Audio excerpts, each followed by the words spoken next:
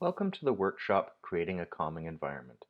In this module, you'll find out how to set the stage for a calming environment through three key approaches: developing a positive relationship with children, organizing the environment with a sensory view, and providing consistent routines.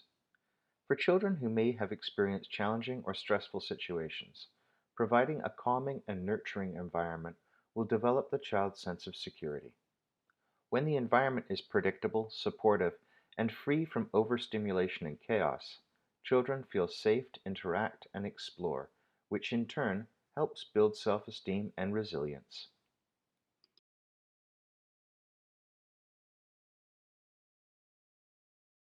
Building relationships is an integral part of creating a safe, welcoming environment.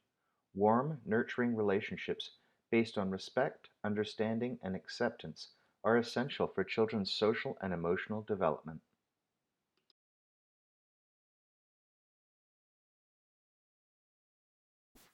All children need to feel a sense of belonging and connectedness. When a positive relationship is built between an adult and a child, it can be a protective factor in the child's life and contribute to that child's resilience. By being positive toward children and looking at their strengths, this promotes experiences that can help build a strong sense of self-esteem.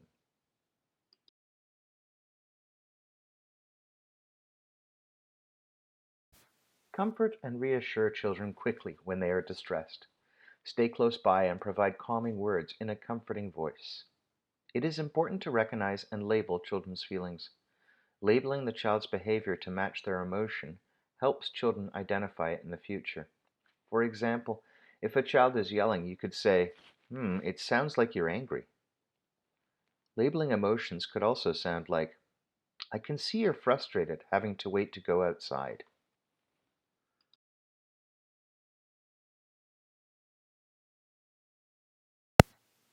To build a positive relationship, there needs to be opportunities throughout the playroom and the day to explore and learn about emotions.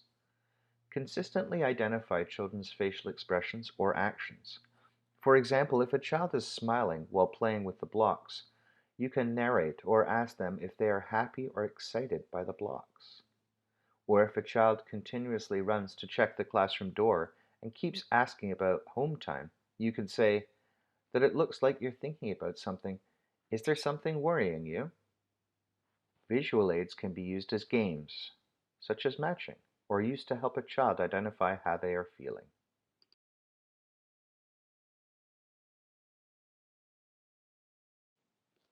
Often, adults discount children's emotions that they are uncomfortable about and try to minimize the importance of how a child is feeling. They may tell them how to feel or not to feel about certain things. For example, you don't need to feel sad about that, or you're okay. We want to create a space where children are invited to feel a range of emotions so that they can learn healthy ways to manage their feelings. Children will respond to the emotional feedback you give them. If you are calm and open, a child will respond in the same way. A calm environment allows for ongoing practice of a variety of coping strategies, so children have opportunities to build habits that are successful for them. Allowing children to experience a range of emotions with support will create a calm environment.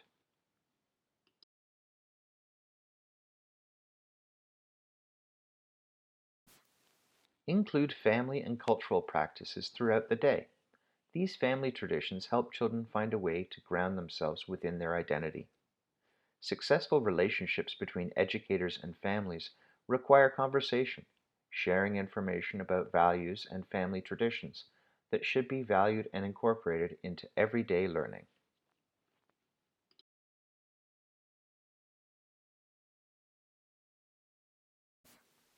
How a room is organized can influence children's behavior and the ability to focus. Planning the room setup, selection, and organization of play materials can also work to reduce anxiety. Specific environmental adjustments will support the varying sensory needs of children in the classroom. Break up the room into different play spaces using tables, shelves, or other furniture, as well as using labels and visuals to identify areas. Make sure to create a calm space for children to sit, relax, and take a break. Rotating play materials generates new interest in previously used toys.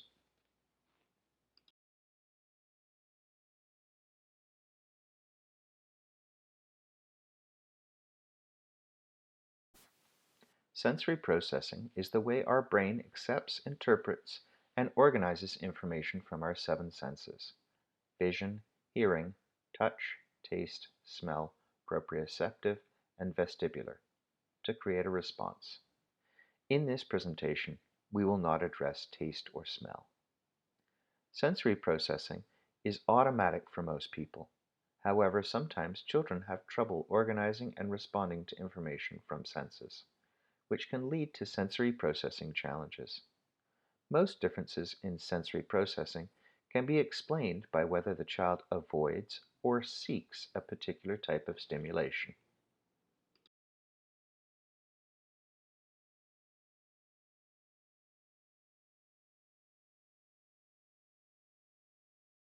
Most people are visual learners, so it's important to consider how much and what type of visual stimulation your playroom is providing. You might have to make some adjustments to the actual lighting or wall space in your playroom, depending on the needs of the children. Some children may be sensitive to overhead lights, and other children may be seeking additional visual stimulation.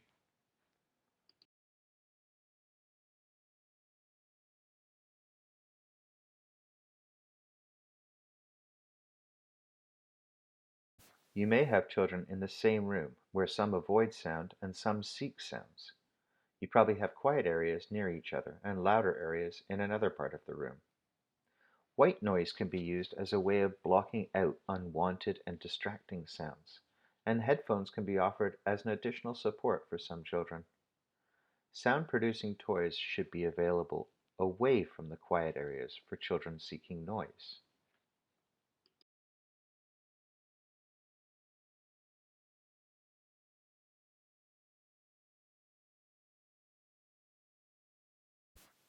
Children who avoid tactile materials may only like certain textures, may actively avoid messy materials, or may dislike light touch to their bodies.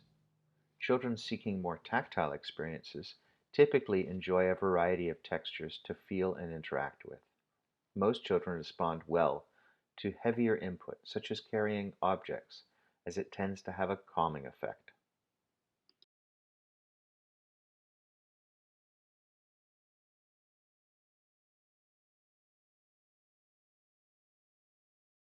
Sensory processing for proprioception is the way our brains process information from our muscles and joints about the position of our bodies in space.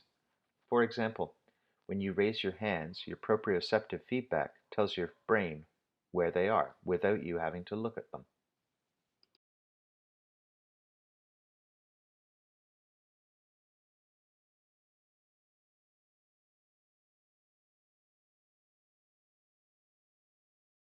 The vestibular system, inner ear balance mechanism, helps us maintain awareness of positioning of our bodies during movement.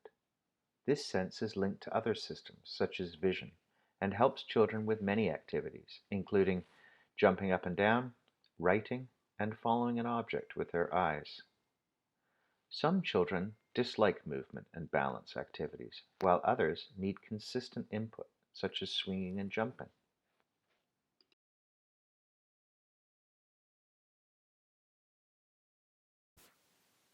In this section, we will be discussing how to establish consistent routines and best practices to help children follow them.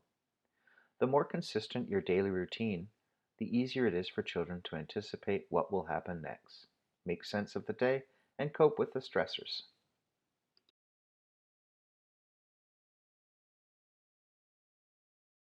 Children need to know what is occurring.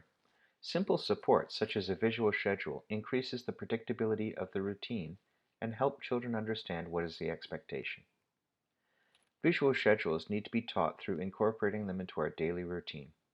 Children can be involved in pointing out and naming what has already happened and what is happening next. Children can anticipate both favored and less desirable activities through understanding when they will occur.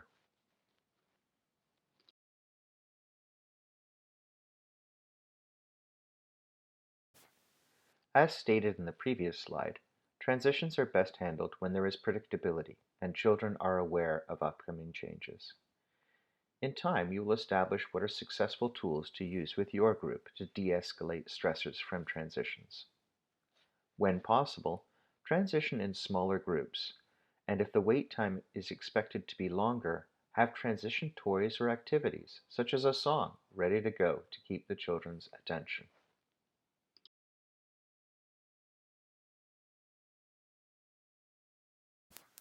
Creating a safe, secure environment where children can form meaningful and supportive relationships is critical to their social and emotional development.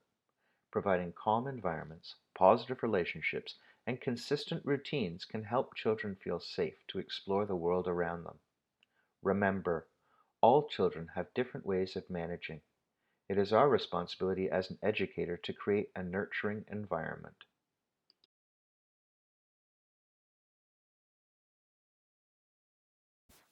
Thank you for watching this module on creating calming environments.